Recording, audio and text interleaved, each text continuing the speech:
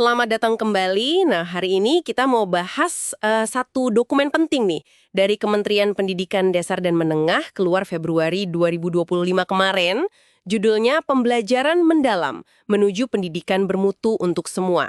Mungkin Anda mikir, wah, apalagi nih? Tapi ini penting karena respons atas isu-isu kayak skor PISA kita, terus beban guru, sampai persiapan bonus demografi 2035 dan Indonesia Emas 2045. Jadi yuk kita coba kupas bareng ya, apa sih inti dari pembelajaran mendalam atau PM ini? Oke, yang pertama banget perlu dicatat ya, PM ini bukan kurikulum baru. Ini penting, tapi lebih ke sebuah pendekatan pembelajaran. Pendekatan ya, bukan kurikulum. Oke. Iya, jadi fokusnya itu di gimana proses belajarnya, bukan cuma apa materinya. Tujuannya itu mau bikin suasana belajar yang istilahnya memuliakan. Memuliakan, maksudnya gimana tuh? Iya, pembangunan utuh. Ada olah pikir, olah hati, olah rasa, sama olahraga.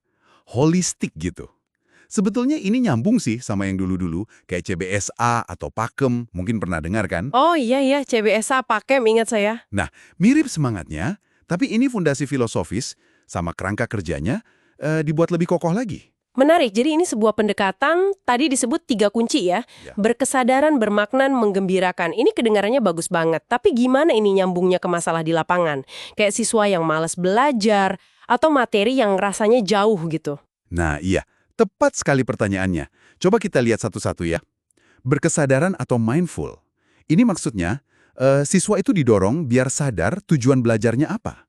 Motivasi itu muncul dari dalam diri mereka, bukan paksaan. Dan mereka bisa ngatur cara belajarnya sendiri. Oke, jadi lebih ke arah belajar mandiri gitu ya, biar nggak disuapin terus. Betul. Ini kan menjawab temuan PISA juga soal kemandirian belajar kita yang perlu ditingkatkan. Terus yang kedua, bermakna atau meaningful. Ini soal relevansi.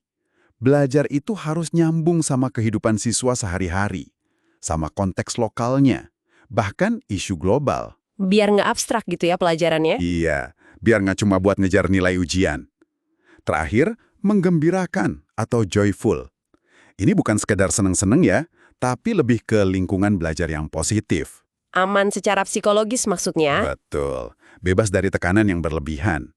Jadi rasa ingin tahu alaminya bisa tumbuh. Nggak takut salah gitu. Oke. Jadi prinsipnya mau nyasar ke akar masalah di kelas ya. Dan ini kayaknya ngefek juga ke profil lulusan yang diharapkan. Katanya ada tambahan dimensi baru ya? Iya, betul. Kalau sebelumnya kita kenal 6 dimensi profil pelajar Pancasila, nah, PKM ini nambahin jadi 8. Oh iya? Apa aja tambahannya? Selain yang 6 itu, iman takwa, kewargaan kebinekaan, gotong royong kolaborasi, mandiri, nalar kritis, kreatif, ditambah 2 lagi, yaitu kesehatan, ini mencakup jasmani rohani, sama well-being, dan komunikasi. Wah, kesehatan dan komunikasi, kenapa 2 ini penting banget sampai ditambah? Ini sinyal kuat kalau kita mau membentuk manusia yang utuh. Nggak cuma pintar otaknya, tapi juga sehat badannya, mentalnya, dan jago komunikasi. Kan penting banget tuh di zaman sekarang. Masuk akal. Nah, terus proses belajarnya sendiri gimana? Di naskah disebut ada 3 tahap. Memahami, mengaplikasi, merefleksi. Ini kayak siklus belajar aktif ya. Apa bedanya sama yang biasa? Kayak guru nerangin, siswa ngerjain soal, terus ujian. Bedanya ada di kedalaman sama fokus ke prosesnya. Memahami itu ya bangun konsep dasarnya dulu. Nah, mengaplikasi ini intinya PMAI. Siswa itu menerapkan konsep tadi ke situasi nyata. Contohnya gimana tuh mengaplikasi? Merefleksi. Nah, merefleksi ini sering kelewat, padahal penting banget. Siswa diajak mikir evaluasi proses belajarnya. Apa yang udah bagus, apa yang perlu diperbaiki. Termasuk lewat masukan dari guru, teman, bahkan nilai diri sendiri. Oh, jadi belajar tentang cara belajar diri sendiri gitu ya? Iya, itu namanya metakognisi. Penting banget buat jadi pembelajar seumur hidup. Kedengarannya bagus ya. Tapi pendekatan sekomprehensif ini pasti butuh dukungan sistem yang kuat kan? Nggak bisa cuma gurunya aja. Di naskah disebut macam-macam tuh soal pedagogi guru, lingkungan belajar, kemitraan sama orang tua, masyarakat. Dudika juga disebut dunia usaha industri kerja, plus teknologi. Dari sekian banyak ini, mana sih yang kira-kira jadi tantangan paling berat buat mewujudkan PM ini secara merata di seluruh Indonesia? Wah, ini pertanyaan bagus dan krusial. Semuanya penting sih, nggak bisa dipisah. Tapi mungkin ya, tantangan terbesarnya itu ada di perubahan mindset. Perubahan mindset dan praktik mengajar guru secara konsisten. Itu nggak mudah dan butuh waktu. Jadi mengubah kebiasaan lama gitu ya? Betul, mengurangi beban administrasi guru, fokus ke materi esensial. Itu langkah bagus dari naskah ini. Biar guru ada ruang buat inovasi, tapi membangun kapasitas guru biar bisa merancang, memfasilitasi pembelajaran berbasis proyek, atau inquiry yang beneran mendalam, itu butuh upaya gede dan dukungan terus-menerus. Termasuk kemitraan dengan Dudika itu ya?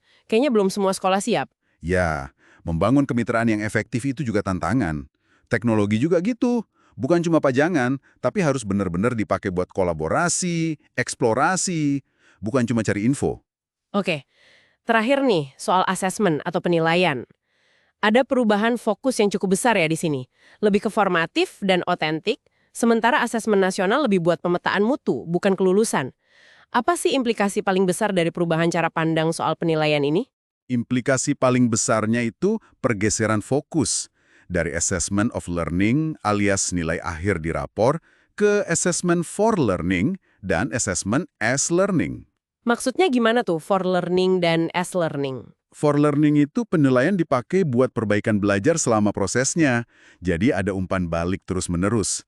Kalau as learning, penilaian itu jadi bagian dari proses belajarnya sendiri. Contohnya, ya penilaian diri tadi.